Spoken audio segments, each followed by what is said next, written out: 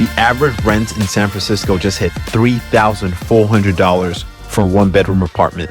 On the other hand, digital nomads in Southeast Asia are paying a third of that and often get more space, better amenities, and better quality of life. But Southeast Asia is vast. So in this video, we'll be going over the top 5 cities, digital nomads in Southeast Asia. I've spent some time living in each one of these cities, so I'm going to share my experience, my insight, and what matters when you're in Southeast Asia.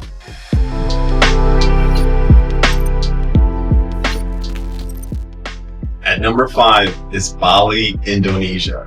So I've got to address the elephants in the room. In many ways, Bali is overrun with tourists.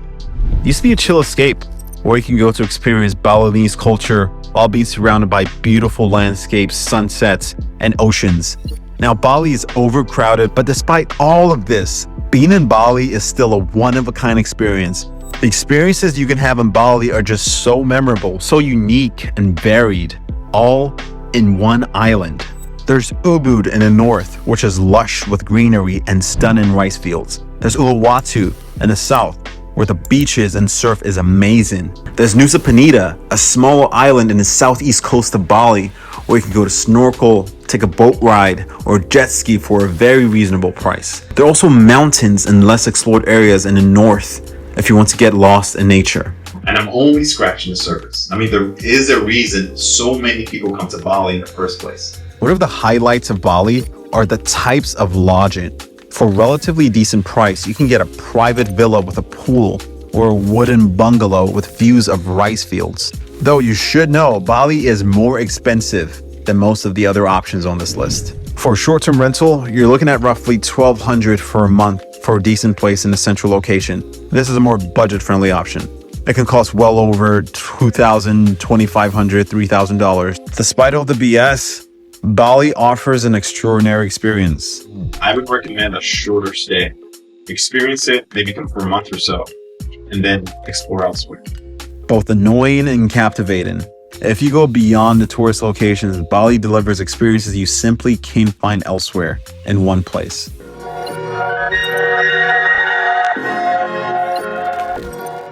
At number 5 is Ho Chi Minh City, also called Saigon. Ho Chi Minh City is an interesting pick because it's extremely polarizing. It's gonna cost you. You think so? Yeah.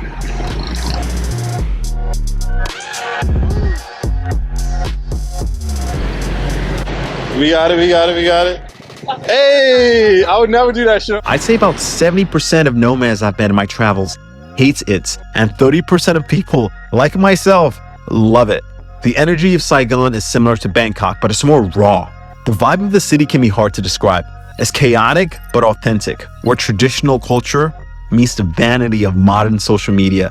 It's a city where young adults come to get an education, where professionals fight to forge a career for themselves. But honestly, one of the main reasons I enjoy Saigon so much is the bang for your buck. Ho Chi Minh City offers excellent value. I stayed in a modern studio apartment in District 2 for roughly $28 a night, and many local people will consider that to be extremely expensive. Food and lodging are extremely affordable in Saigon.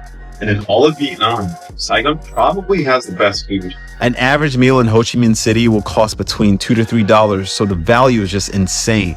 So you may be able to find cheaper cities in less developed areas of Southeast Asia, but you'd be hard-pressed to find somewhere with the infrastructure at these prices. As a digital nomad, you're in a metropolis of over 8 million people, so it's easy to make connections, and there's so many hidden gems in Saigon to discover. Though finding them is not always easy, it's a really cool city to explore. Honestly, the popular attractions in Saigon are somewhat underwhelming, outside of the War Remnants Museum and the Mekong River Delta region. But I suggest making your own adventure and hunting for hidden gems. Now, the city is extremely congested and in many ways polluted. With motorbikes literally everywhere, and the pollution sucks, so it's not for everyone. But for those who enjoy big city, cheap and tasty food, socializing, just getting lost in a raw but authentic environment, for those people, Saigon is absolutely worth checking out.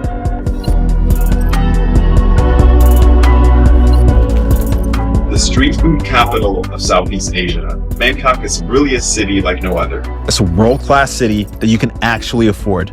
If you go to cities like Tokyo, New York, London, you're gonna feel the financial impact immediately. But in Bangkok, there's so much to do. I've spent about 3 months in Bangkok and I still feel like I'm only scratching the surface. There are the floating markets, which are pretty mind-blowing. Vendors, restaurants, Thai street food, right on the Chao Phraya River. Bangkok also has the best rooftop bars. My favorite is this low-key spot called Hai So that overlooks Lupini Park, which is one of the several wonderful parks in Bangkok. And then there's Chinatown, which is a chaotic, beautiful, and delicious experience. But I also recommend going to markets where the locals go, like the Prao Kanong Market, where you can get tropical fruits like mangosteen, rambutan, jackfruit, and the infamous durian for a fraction of the cost that you would normally pay elsewhere.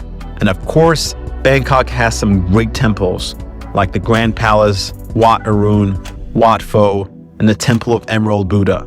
If you're curious about Buddhism, Thailand provides a great exposure to the faith. Sukhumvit is the area you find most younger people, though it can get chaotic and congested in that area. Bangkok has decent transportation infrastructure. Trains like the BTS and MRT are popular ways to get around, and of course, there's always Grab. Cost-wise, Bangkok can have strong value for a major capital. A modern one-bedroom apartment with a rooftop pool, good internet, gym, security can cost about $700-800 a month. Let's say 800 because prices are rising everywhere. Food can be cheap, but also pricey in places. Bangkok's one of these cities. If you want to spend money, you're gonna be broke real fast in Bangkok. But if you want to be bargain bin dipper type, you're also gonna find good deals. Kai. Yes. Oh, that's good. Exactly. If you say kai, it means near. If you say kai, it means far away.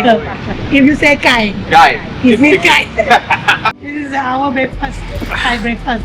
How is it? Nice. It's good? That facial expression says it all. You know, people in the US, they don't like to eat chicken because it's dry. This is not dry. It's not like dry. You said, oh! Now, as digital nomad, Bangkok can feel overwhelming. If you're looking for tranquility and a spiritual escape, this ain't the place.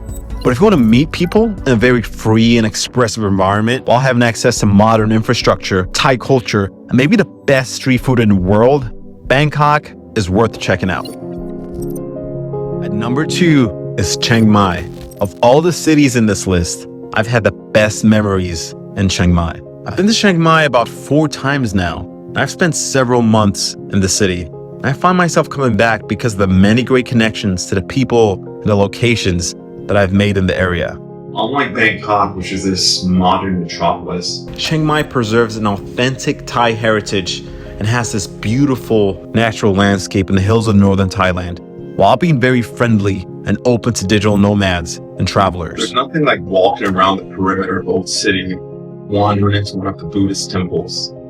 It feels like you're being transported into another world. And then not too far, you wander into a cafe where you can take out your laptop, get some work done. This mix of like Thai heritage and modern amenities and this hipster vibe in an affordable price range. That's what really makes Chiang Mai special. It's truly unique in that sense.